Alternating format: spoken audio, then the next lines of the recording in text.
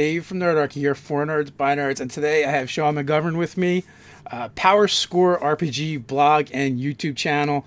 Also, quite prolific over on the DMs Guild. I believe you got about a dozen products up over there. How you doing today, sir? I'm doing great. How are you? Awesome. Today is a good day. We every day we wake up and draw a breath is a good one. So, and as some of you guys know, my wife has been in the hospital and she's probably coming home today. So, we are super excited about that. Nice. So, on that somber note, let's talk about something more fun, like Dungeons and Dragons, and what you got going on. You're working on a project right now that'll be dropping in the near future. Yes. All right. I got a ton to talk about, people. David just cut me off because I have a hard time stopping. So, I make stuff up for people who don't know. I make stuff on the DMs Guild. I make guides to the different published adventures. They're kind of like Cliff's Notes to the adventures. And I also made a book called Americal's Guide to Devils, where I took all of the lore, from all of the old editions of D&D about devils, and I tried to combine it all into one cohesive book.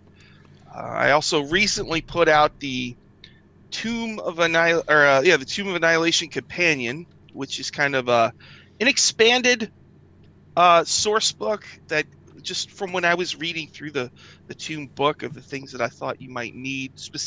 The thing that I thought was most important was the jungle section in there needed fleshing out, in my opinion, and being able to handle it day by day is very, very tricky. So I really focused a lot on that. So that came out a few months ago, and since then, me and my friend Andy Hatton have been working on. This is funny. So I was sitting around, like, hey Andy, let's do a book. What do you want to do? And I'm planning on doing Americal's Guide to Demons, but for some reason I had this thing, like I wanted to do something else first. So we decided on a villain's lore book, right? Oh, we'll do a villain book, right? So we're working away on it, and then Wizards announces that they're making a villain book called Mordenkainen's Tome of Foes. And I was like, oh, it's horrible.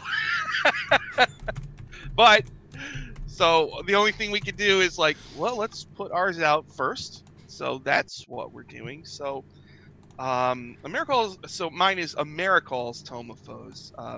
Americal, for people who don't know, is an old D&D NPC. He originally just appeared in a piece of art, and then he was featured in a second edition module that I love, Paladin in Hell, right? So I like to use Americal whenever I can in my books, because I don't know, I like him. I think he's fun. So in Americal's Tome of Foes, we got a bunch of stuff. We got Andy kind of focused on villains that he made up. And a lot of his are linked to the Forgotten Realms. I don't know anything about the Forgotten Realms. Like, I always feel like, I don't know if you feel like this, David, but no matter how much I read about the Forgotten Realms, I don't know anything about the Forgotten Realms. You know what I mean? Like, there's a lot of lore there. I know a bunch of random pieces. I mean, we're terrible because we kind of affectionately refer to the Forgotten Realms as the forgettable realms. We just don't like generic fantasy settings put out by other people. For the most part, it's like, if I'm going to do generic fantasy, I might as well just homebrew my own stuff. I know, I get it. Some people like that, and they want to be able to open up a book or a box set and be like, here's all this information. I don't have to think about it. I love reading the novel set there. I mean, I've read enough Forgotten Realms novels you could hide behind them. But when it comes to my D&D, I just don't like generic campaign settings from Wizards of the Coast or TSR. Give me, Dark Sun and Ebron and Spelljammer and things that maybe I wouldn't have thought of. Oh wait, do you like Greyhawk? Oh no, God no. You don't like Greyhawk, really? No, it's too generic for me, man. Who is? I know. It's not that I don't like them. It's just that I don't want to run games in them. Oh, okay. I see. Yeah. No, I got you.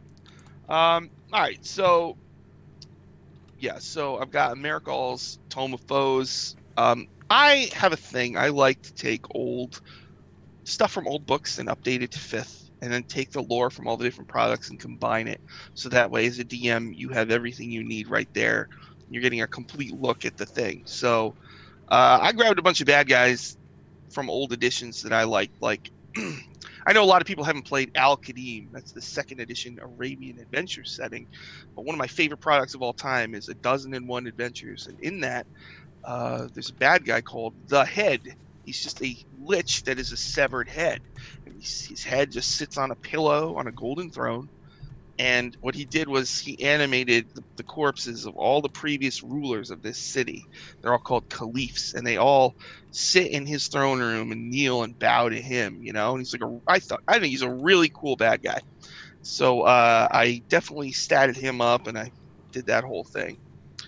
And I did also. Okay, this is an NPC I love, and I feel like people don't know enough. Like it's weird because everybody's seen this creature, but I think there's just not a lot of awareness of who it is.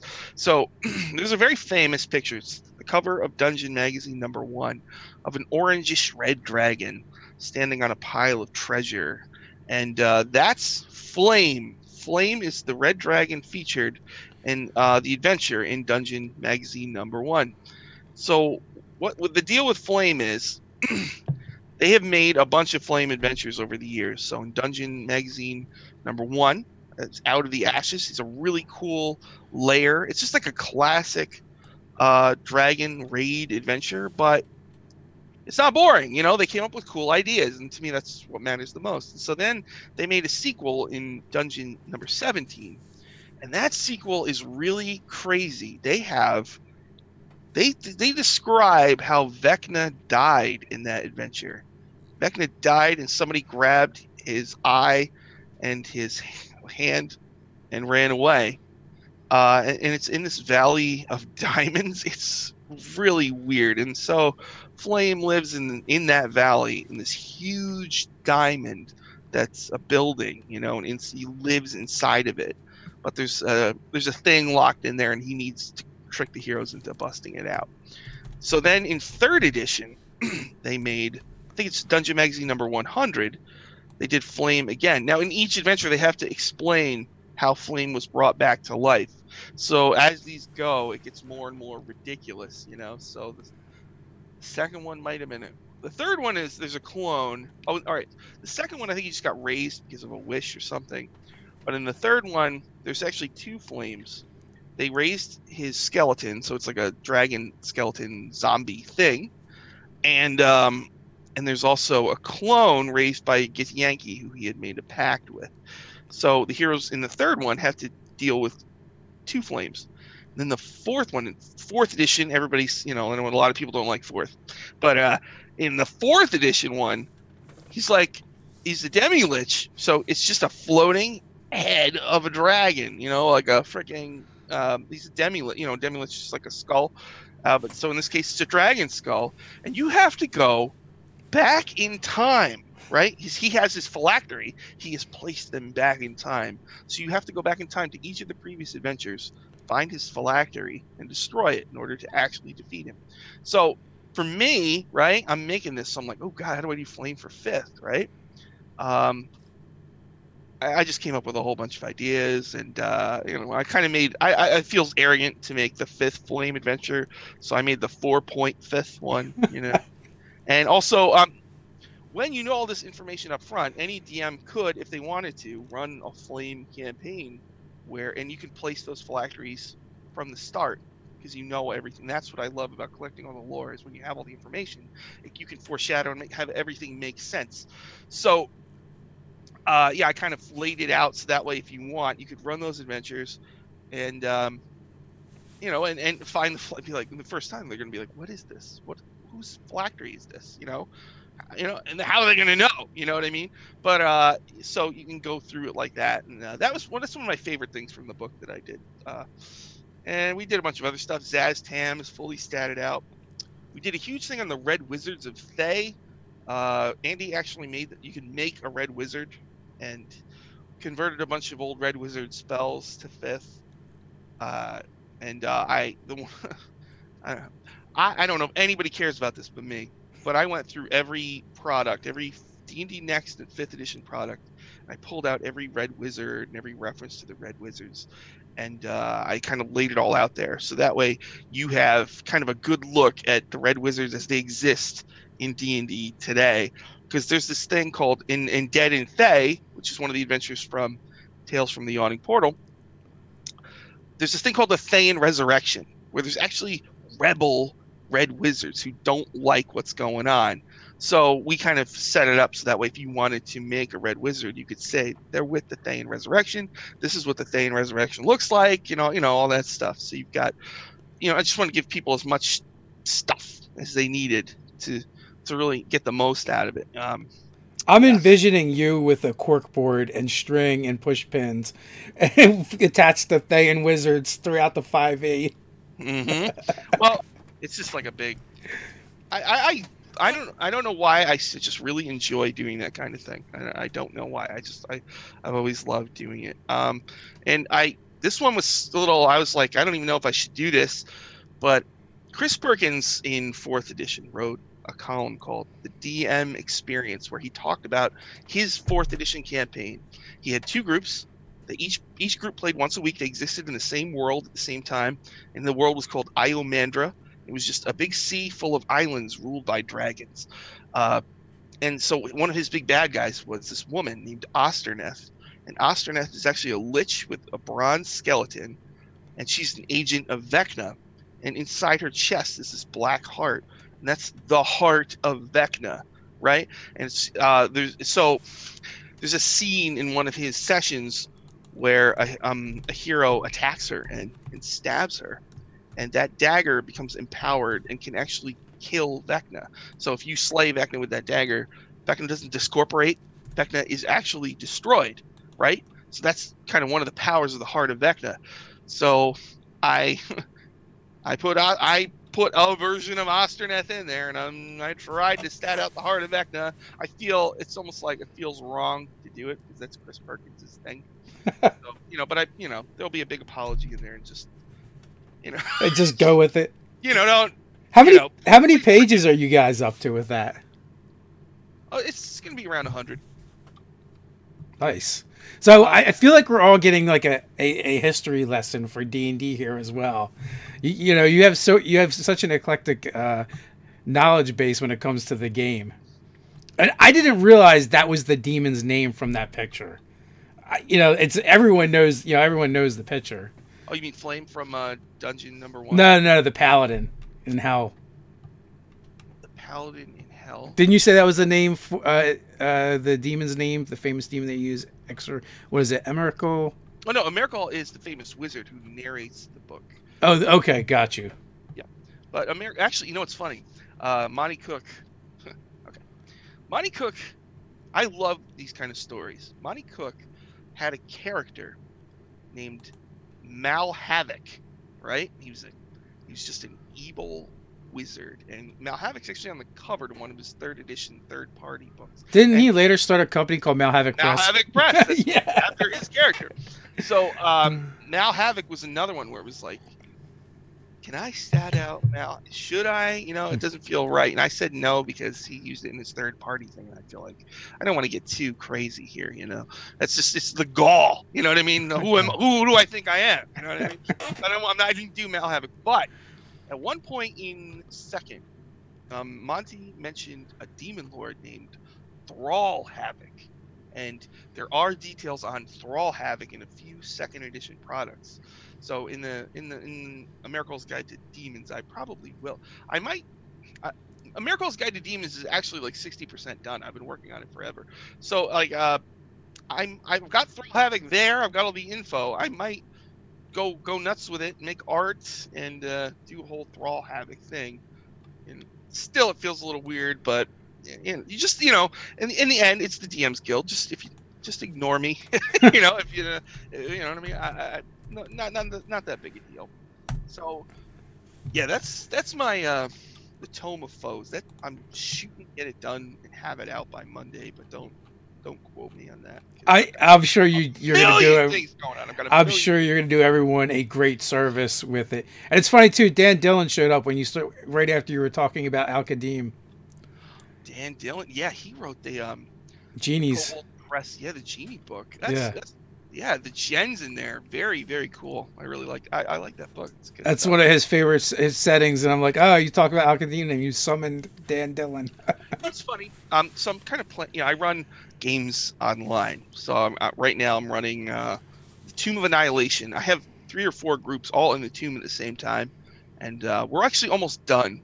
So actually, I wanted to talk about that a little, but first, and I also do a show called Dungeon Academy where I took some Dice Camera Action fans who never played D&D before, and we're actually going to do the Temple of Elemental Evil. Right now we're doing the prequel adventure called The Battle of Emerald Meadows, which came out right at the end of 4th edition. So, and it's funny. So I've got these 4 people who've never played D&D before, but because they've watched Dice Camera Action, they know how to play and they know how to behave. It's amazing. Like, I barely need to teach them anything. It's a crazy time, that we're living in. And so I got those shows, and I've got Waffle Talk. Actually, that's the show where we watch Dice Camera Action. That's Chris Perkins' show on the D&D network. And then right after it's over, I talk about it with other Dice Camera Action fans for an hour, and they rebroadcast that on the D&D channel on Thursdays, 4 o'clock Eastern time. So I got all this stuff going, and then I got secret projects that I can't talk about, but eventually I will, and it'll be awesome. And so I did an experiment. I don't know if you know about this, David. What I did was I've wanted to do this for a long time, and I decided I shouldn't wait anymore.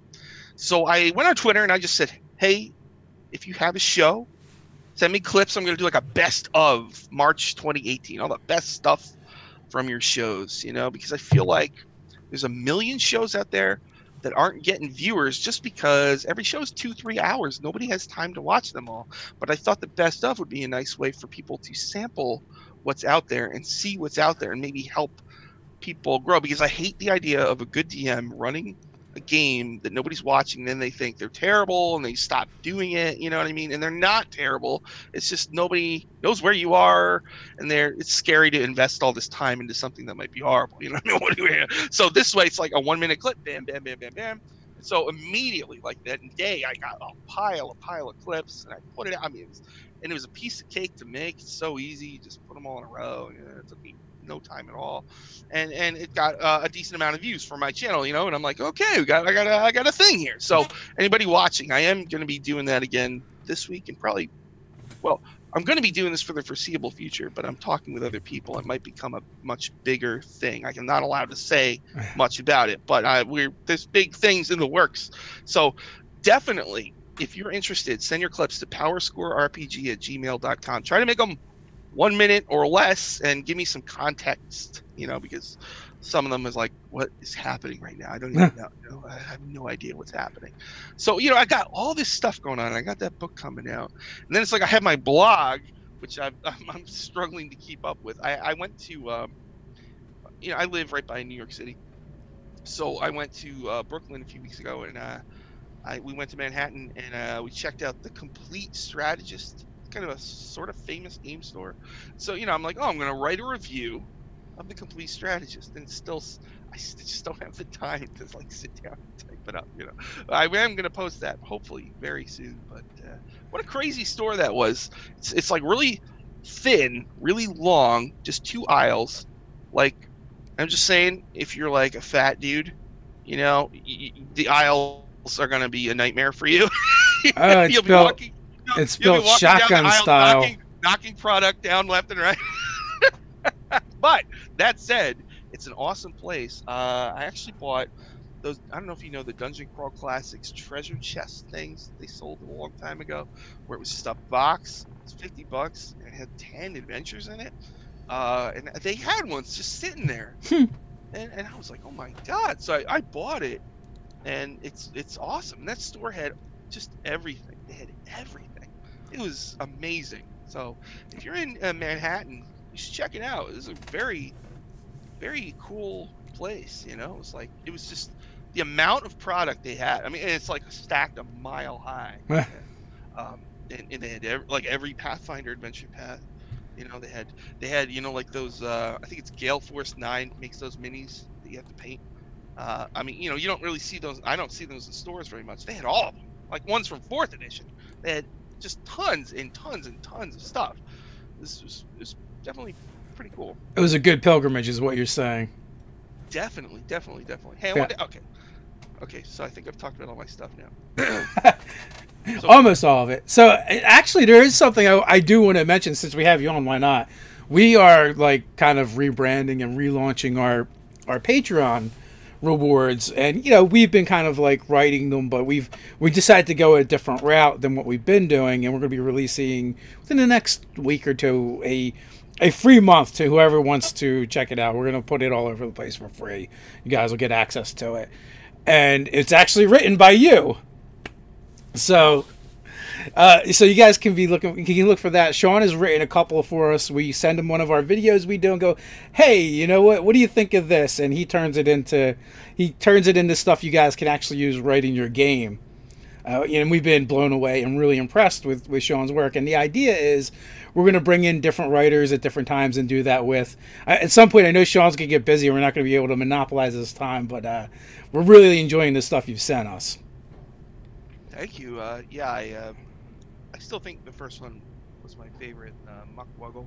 Muckwuggle was really good. I haven't been able to top that. The art, like, the art for it was like so good that it was, just it was easy for me to, I love D&D art, so. I think they were all really good, and I think people are going to get some cool stuff to put in their games. So I'm looking forward to when we release that stuff into the wilds for you guys to check out. That third one that we did, I really had to like sit there and go, what do you do? Okay, an Oni, right? Because they're based on real life mythology. I don't know about you. I've always found real life mythology in D&D really lame. I just find it really boring. I don't want to see Greek gods in D&D. I just don't. I think so. It was like, okay, so I don't really want to use a Japanese mythology Oni. So what do? So I actually like read up on the, what I always do. I read up on what exists in D&D, and I tried to pluck what I could out of it and use it. Got out your string and push pins once again. Yes, and it's so funny because D&D lore is spread out in all the weirdest places. I mean, any old D&D product you look at, you're gonna find weird stuff like just, oh really, and it's like, and some of it was probably never read by almost anybody. So is that even canon? Who knows? But it's there, and it's so fun to try to connect all the dots. And that's what I love to do, especially because there's all these new people playing D&D, and they don't know a lot of this stuff. And you know what? I've been playing forever, and I don't know most of this stuff. I don't think anybody does. I think on Dragon Talk, Matt Cernet, who's like the Forgotten Realms continuity guy, he just said nobody has read every Forgotten Realms book. Nobody has. So nobody can be, except maybe Ed Greenwood. Nobody's an authority on the Forgotten Realms, really. Nobody's mastered it. There's just too many books. There's like a million of them, right? And there's a million. I don't even think Ed Greenwood is at this point. I mean, that left his hands a long time ago. I've seen panels where Ed Greenwood's on it and there's other writers on it, and they kind of like rib him about handing over Forgotten Realms to TSR, I guess originally. He's kind of like, and he's just like kind of Oh, like from what I remember, I read, he said he sold it to them for a nominal fee, and for some reason the number this could be wrong, was like $7,000, and it's just like that to me is like, like Jack Kirby, how he died poor. Yeah. He's the guy who created like many of the great Marvel superheroes. That bothers me. If he's not, that guy should be rich. Oh yeah, that's a multi-million-dollar property at this point.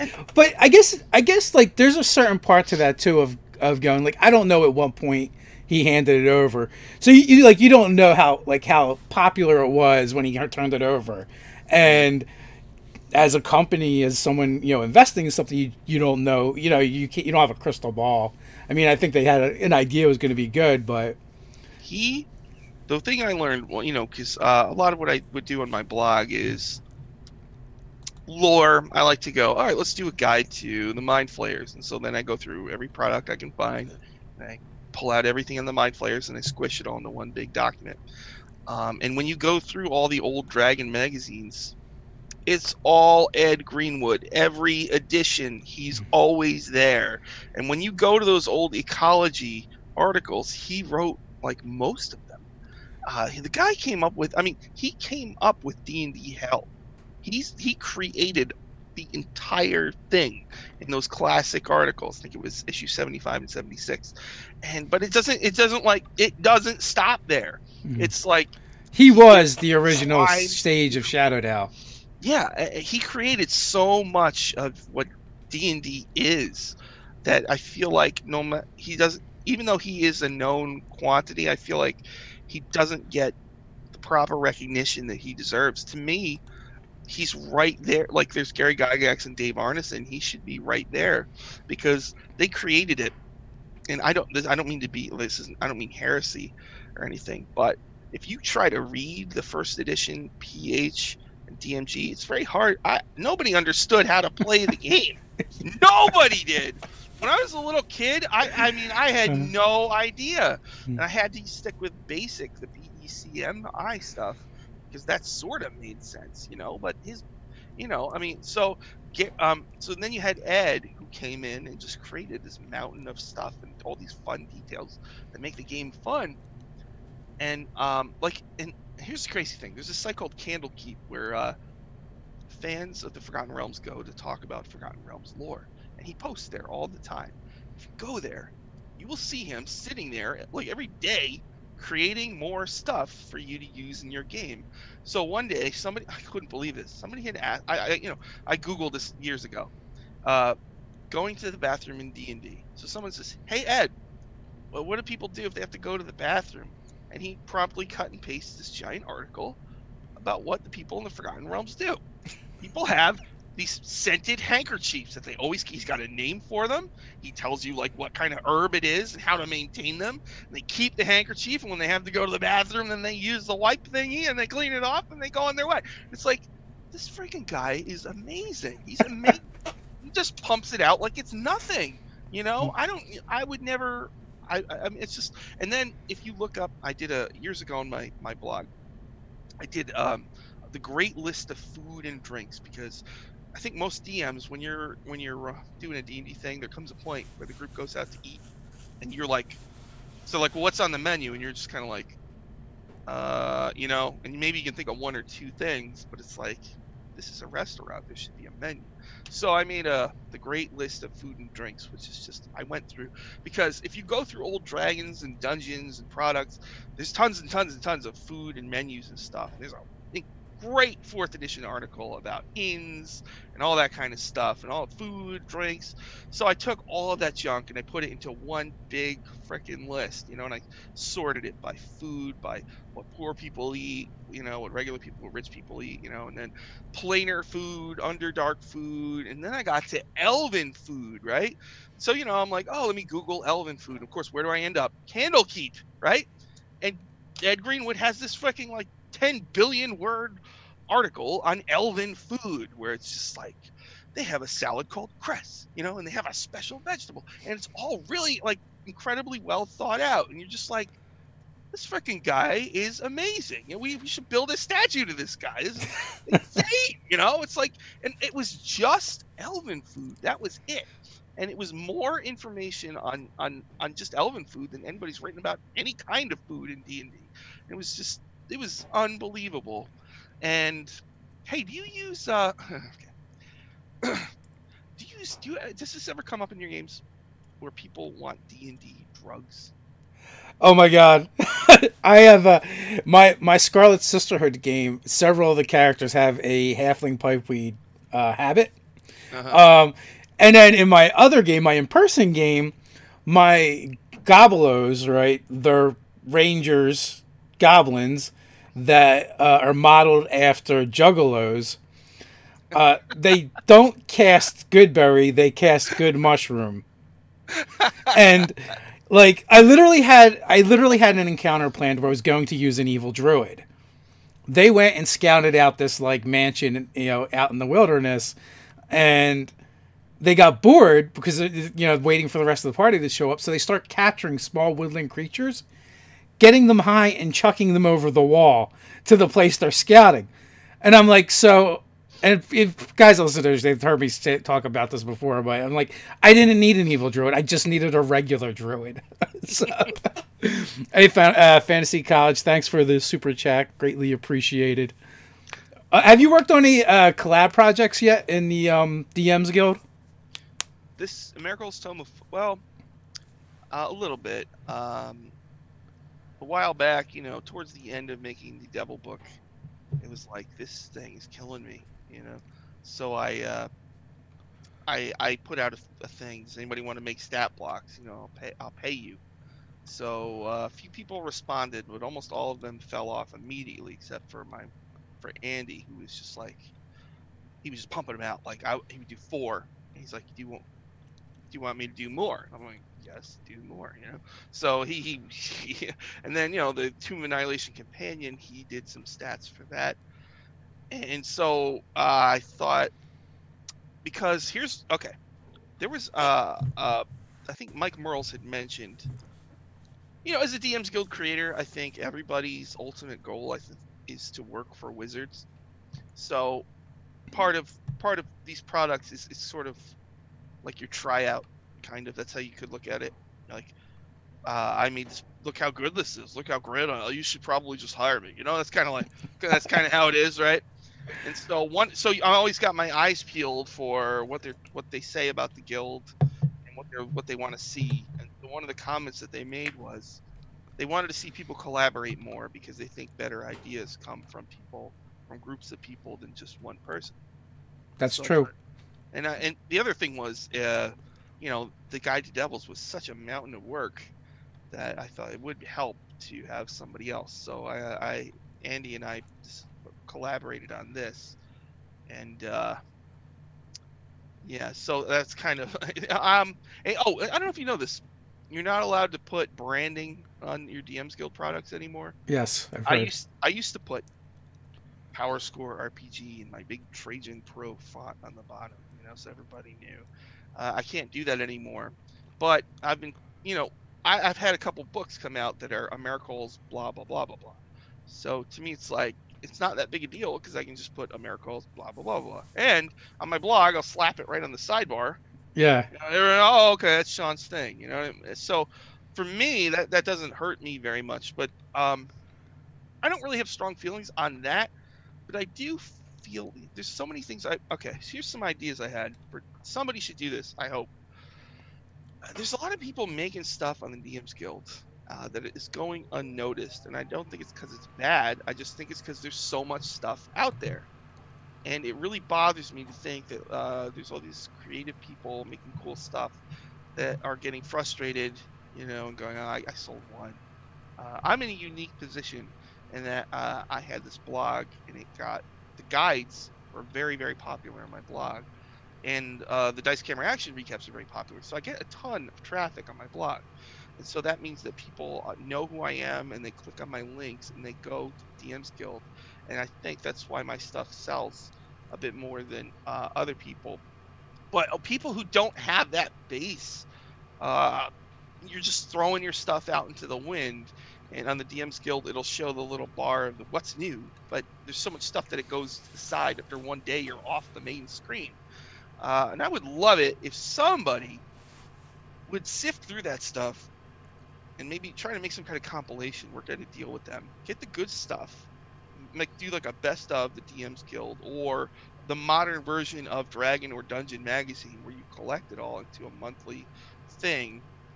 So everybody can kind of see who's out there and who the new people are, because when Wizards only puts out.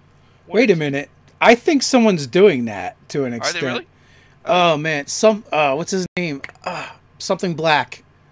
MT Black. Maybe. Yeah. If not, maybe Merrick. I got a bunch of names from the DM's Guild sifting through my head right now, and I saw them doing it. And have to clarify, this is completely legal to do according to the DM's Guild or whatever. A compilation like you're talking about. I saw it on Facebook a couple weeks ago. Good. So I hope everybody checks that out. And if you're making stuff on the DM's Guild, try to reach out. Oh, Tribality, is that what it is? Yes.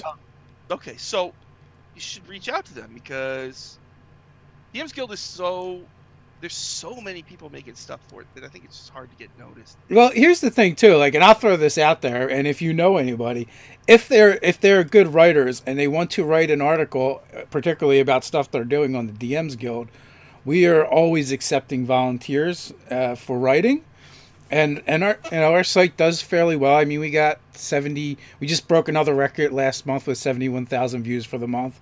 So we get traffic over there. If you put stuff over there, there's a chance someone will look at it. Mm-hmm. So. Also, it's funny about the DM's Guild.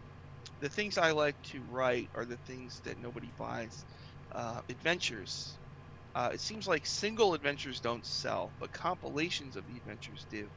So I have this adventure path, but I put it on the. I always push it to the side because the adventures don't sell. But I know, because I'm doing an adventure path where they're all connected. And I know that once it's done and I make a big compilation of it, that will sell. But I mean, it's interesting because I think a lot of people like making character stuff. They like making like subclasses or races or stuff. And those are the things that sell well. They are, and I'm like the worst as a fellow content creator. Like, and I know what people like, and I'm just like I'm just such a minimalist in my own games. And when people are like, we need this, we need a pirate class. I'm like, you don't need a pirate class. Yeah, or we need a samurai class. I'm like, you don't need a samurai. It's just a fighter. I'm so I would just reskin and reflavor things. Right. Yeah. And it's terrible if you're a content creator who wants to sell stuff because you have to come up with stuff to sell. Mm-hmm. But so I am my own worst enemy. Thankfully, I have other partners and people I work with that are more creative than me when it comes to that stuff. Where I'm just like, it's all there. In the game, before I forget, there's something I wanted to ask you. Okay. I wanted to ask you something. In your experience, how often do people finish a campaign? Oh, in our games, we've never finished a campaign. We are coming close to finishing 3, yet we've never finished one. And part of that is because because of Nerdarchy. Another part of that is we changed how we do things. So we run 2 in-person games. I DM one, Ted DMs one. And the thing that we do is we only run each game once a month. So it's not intensive for the DM, but we've been running them for years. Our characters are 14th, 15th level in one game, 17th level in the other. So, and we started at first level. These guys are going to go to the end. I got another game that I play online. Now those characters started out slightly higher level. At this point, I don't even remember, maybe 5th, 6th tops. And I've been advancing them slow. They've just hit like 14th or 15th level. We've done 50 sessions, 50 episodes, and that's a short game. Like, we only play for 2 hours. I find on my online games, like, I feel like I get more out of the gaming than I do when we sit at the table with my friends. So, really? and I also like, I don't really want to be sitting in front of a computer playing D&D for like 5-6 hours like I would in an in-person game. So you say you get more out of an online game than a table game? Yes, more in-game things happen. We get more done than when we're at the table. Like, people are getting around, they're moving, they're eating pizza. There's a lot more like side talk and that kind of stuff. You can't have side talk in an online game. No, it just doesn't work. So I just feel like it keeps it more focused and people are more engaged in the game that they're playing.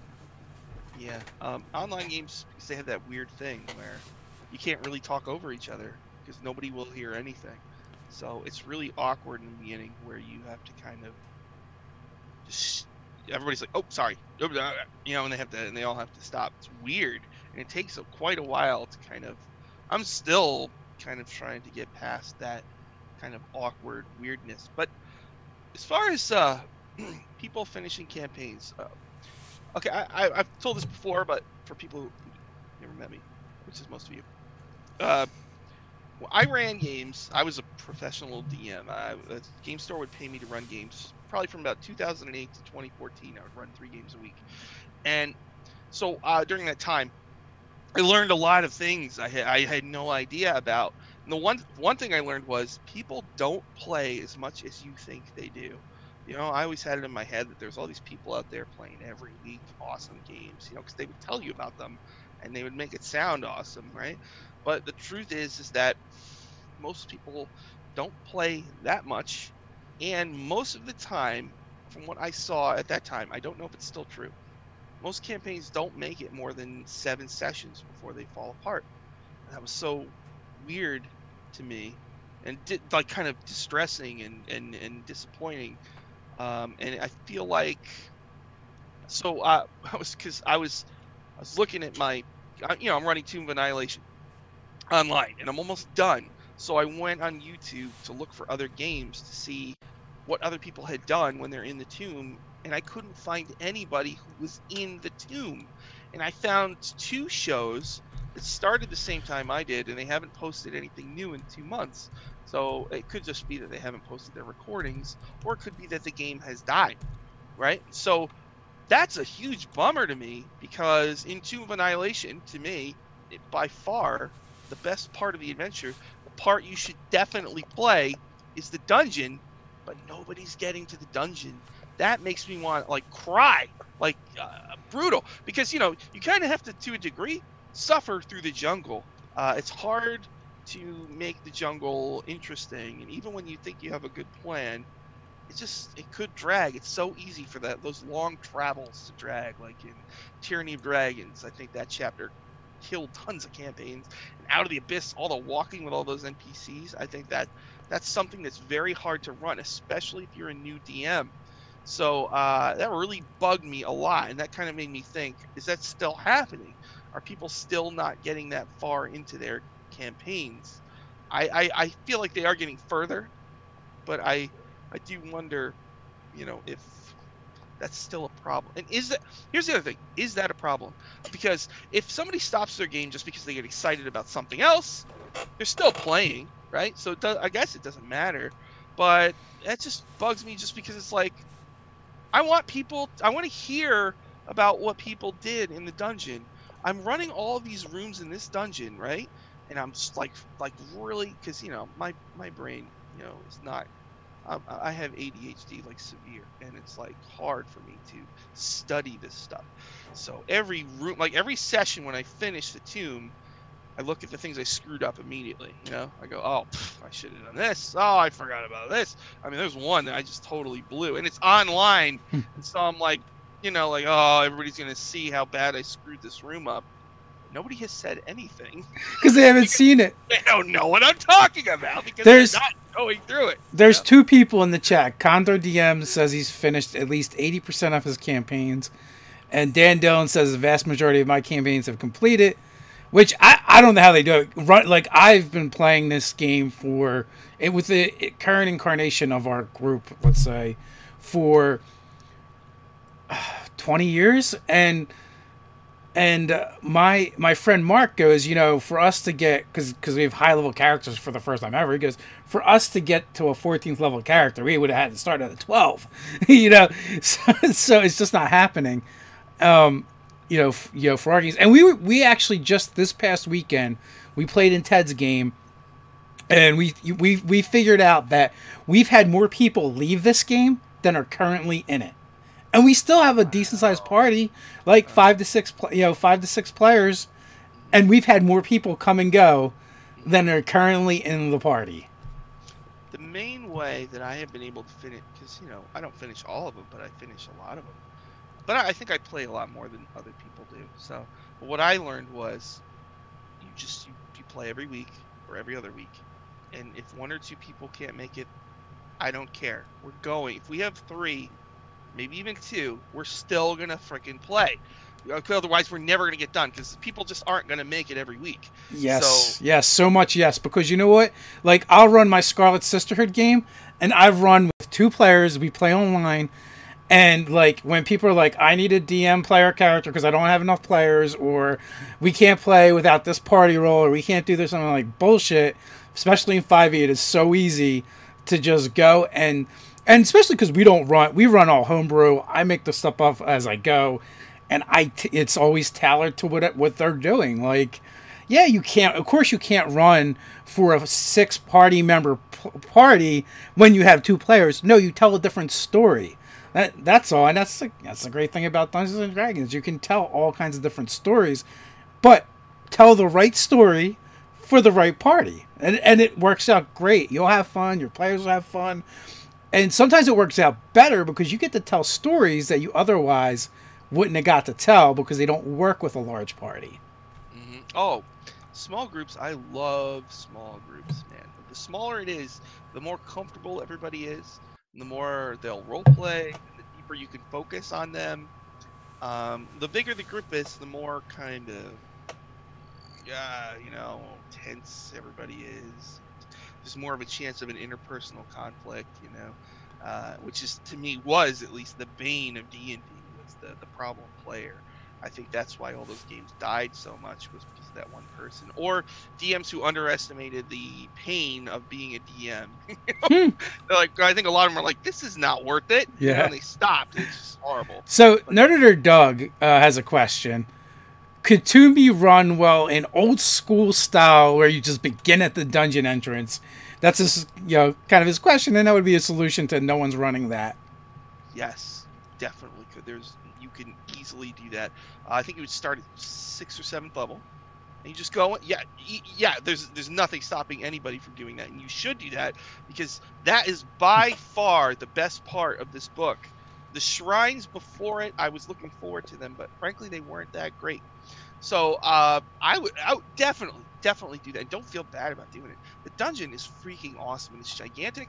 And the cool thing is, almost every room is worth doing. There aren't like crap rooms, in some of those old school dungeons. Do you remember? I don't know if the 2nd edition Greyhawk Ruins box set. Which is I had it. Brutal, hard to read. I couldn't read it, and it was like, it's all kobolds or something. And it was just like empty rooms, a dungeon with empty rooms, which makes logical sense, but is boring to run, So this doesn't have that. There's one empty room, but that's on purpose, so you can rest there. So, real quick, I want to try something. Mm-hmm. You had sent some art for us to check out, and I'm going to actually try and share it without breaking anything. Okay. Who knows what'll happen here. And let's see. All right, so this is one of the pieces that's upcoming. I don't know if everyone can see that. Hopefully, you can. That is the cover to Amerikal's Tome of Foes, and that's Basim Gorag, who is a Slod Lord. I can see the first one, but now everything else has got lines on it. And the woman, people might not recognize this. Some might. She's actually on an old cover of Dragon magazine. There's this woman is about to fight a kappa, which is a Japanese like mythical creature. It's like a turtle. It's got a bowl where there's water in its head.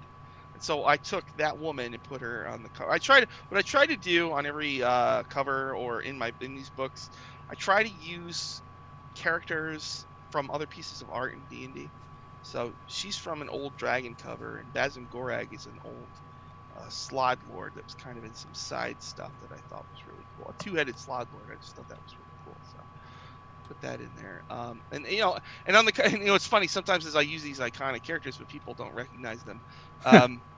They're hidden treasures. Partially because the artists don't speak English, and it's hard for me to communicate to them exactly why it's important. So on the cover of Amerikal's Guide to Devils, the paladin in hell on that cover is the 4th edition paladin from the. Yeah, it's not showing. Son of a. Yeah. I was afraid that would happen, guys. Oh well. The first picture showed, but the others did. Well, you know what? No, it was what it was. It's showing to you, but it's not. It wasn't showing to people on YouTube and people watching on the stream. One day, guys, I will figure out technology and not be so stupid. Just know Sean sent me a bunch of really cool art. Now you're just gonna have to go and wait for his book to come out and buy it so you can see it all. Yeah, the art was okay. So there's one of Flame, the Red Dragon. So I got this guy, the guy who did, I think the best cover I've had so far is for the Tomb of Annihilation Companion, which has a zombie Tyrannosaurus Rex eating a lady, and there's zombies crawling up out of his its gullet. So I got that artist to do that cover, and also he did a full-page piece of art of Flame, which is just the red dragon, which I thought was a really cool piece of art. And then I also had sent the head. So I've got a picture of just the head on his throne, his pillow, and he's got his chessboard in front of him. And I was just, what a cool bad guy. Al-Qadim is so cool. I wish more people. I know it's like everybody's third or fourth choice. I just wish more people had tried some of the products because they're so good. Secrets of the Lamp by Wolfgang Bauer is freaking awesome, and it doesn't want to. Almost all of those box sets, they're like mini box sets, are so good.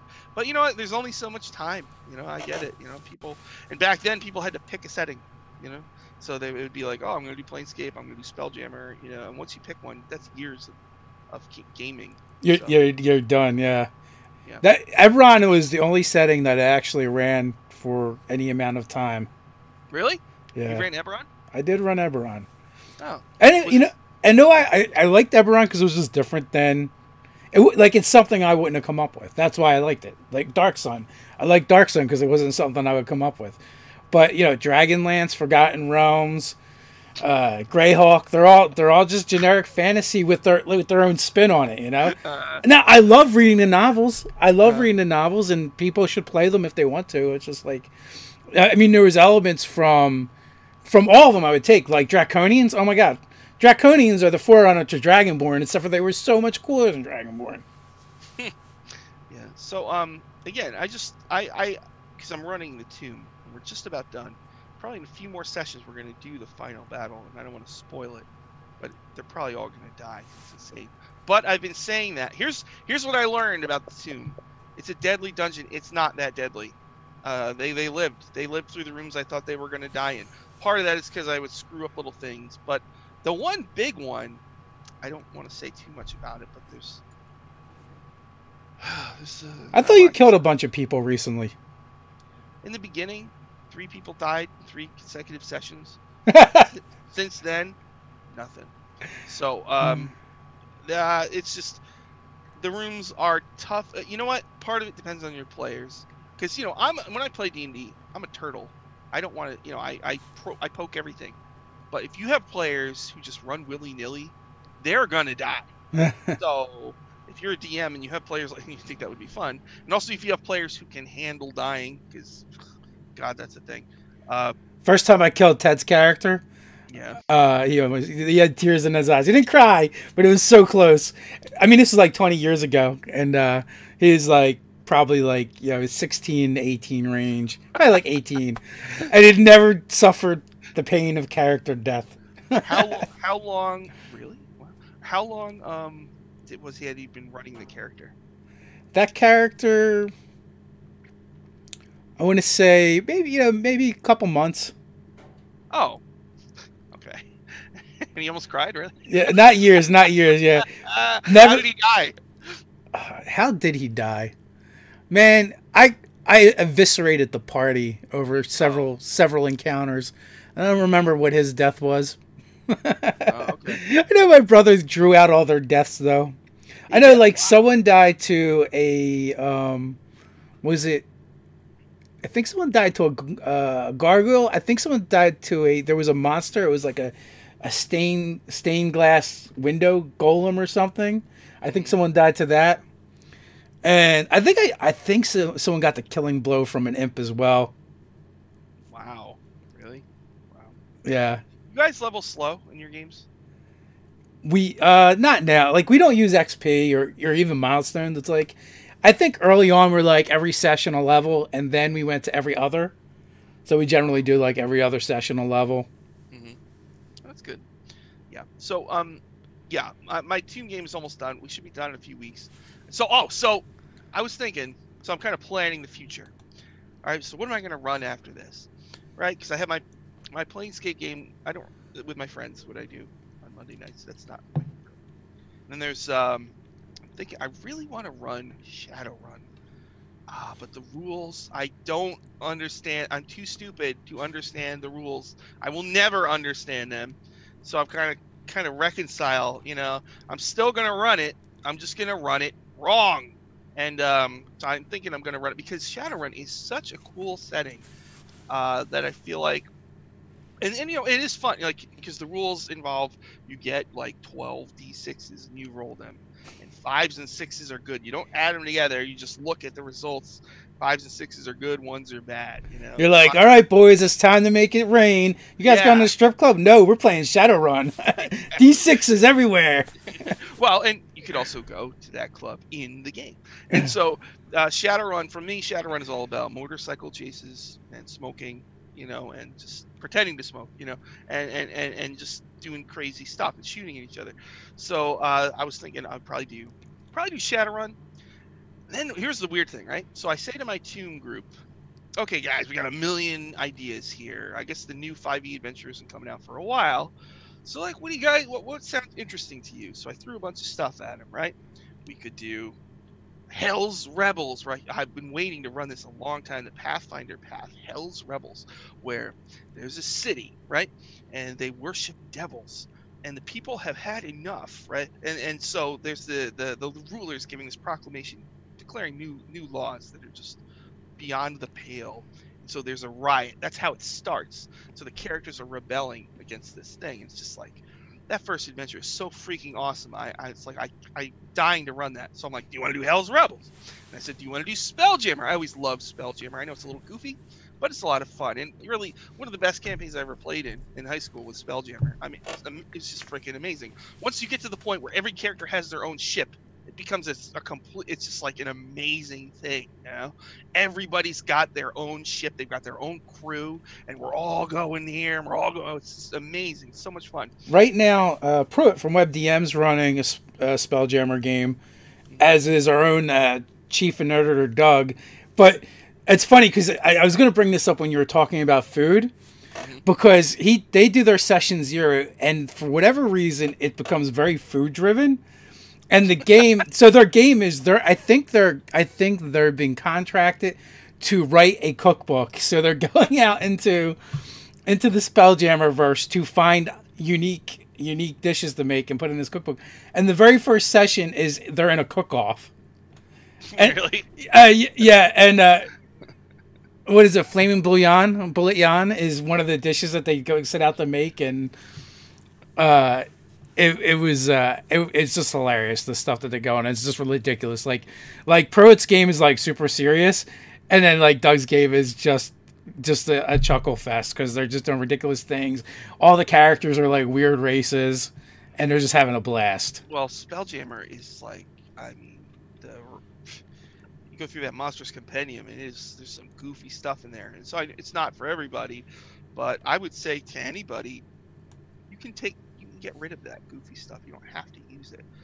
You know, like the gift, the hippo men who dress like Napoleon with their muskets. You don't have to use them. I love those guys. I do too. So, you know, but and like the giant space hamsters. Which, yeah. You know, and like giant miniature space hamsters. In your food show, I mean, a giant space hamster meat is called Spaham. You know, so he could work that into his game. You know, you just said it, and he's listening, so he just might do that. Yeah. You watch a lot of stream games. Are you watching any Maze Arcana? I just don't. I do Dice Camera Action. I'm trying to keep up with Trapped in the Birdcage. I'm trying to keep up with Anna's show, The Lost Minds. Right now, I'm just failing because I only watch one. I'm only watching Campaign 2, Critical Role.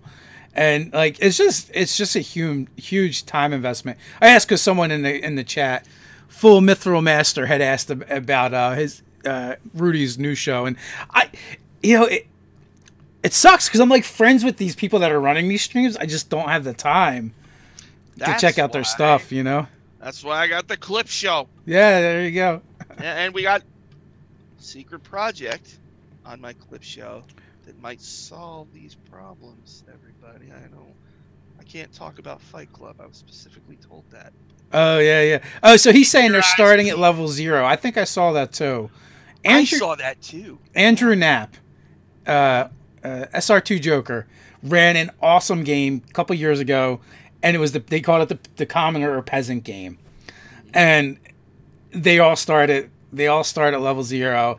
And it was just so good. Like, one of the characters turns into a villain. The big bad at the end is a single kobold. Nearly the whole party dies. Wow. It was amazing. That's awesome. That's Dungeon Crawl Classics, right? In Dungeon Crawl Classics, you're all 0 level nobodies. You each have 3 characters because most of them are going to die. So you get your farmer or whatever, your pig farmer, and you all run into this death trap dungeon, and you all die. And the people who survive the module become first level characters. I think that was one of the genius Dungeon Crawl Classics had a lot to do, I think, with 5th edition being the way it is, because 4th was going around, you know, and I love 4th, but it was more like D&D Tactics than D&D. And so then Dungeon Crawl Classics comes out, and I start running that, and it's like, oh my god, you know, it's so open. Again, it's like you forgot what D&D was until that game came out. And they had so many cool ideas that I think got incorporated into. I don't know if they actually kept the dwarves can smell gold in 5th edition. I know it's things like that have been sort of referred to, like halflings had a lucky trait in Dungeon Crawl Classics, and I think there's a little bit of halfling luck somewhere in the 5e book. Maybe mildly so. So much so, there a new number has appeared on the die, and that is the halfling crit fail, the halfling 1. Also known as number 2. So, yeah, and that's what our group always calls it when the 2 comes up and you got halflings. Because we're playing our Savor Dice game, we got 3 halflings and a dwarf. So that's weird, really. Yeah. Will from Encounter Roleplay messed it up by not being another halfling.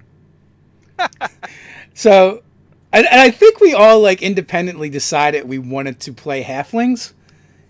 And then once we all realized we're halflings, we're like, that's it. We're all family. We're all cousins. That's funny. That's cool. I have I played a halfling that's based off of Indiana Jones. And when the artist wanted some mock-ups for art, I just sent her Harrison Ford. Wow. Like, make him a halfling. Perfect. That is really awesome. Yeah. So we are beyond the hour mark, and I want to thank you for coming on, Sean. I want to tell everybody, go check out Sean's stuff. I could probably sit here for like 4 hours with Sean, and I would say like 4 sentences, and we'd still be going. There would be like no dead air whatsoever, which is fine. I love having Sean on. He's great to talk to. I hope you guys enjoyed it. And you can always tell we have a lot less questions than we normally do. And that's a lot of times when they're enjoying listening to the person talking, I feel like we get less questions. So, guys, until next time, stay nerdy.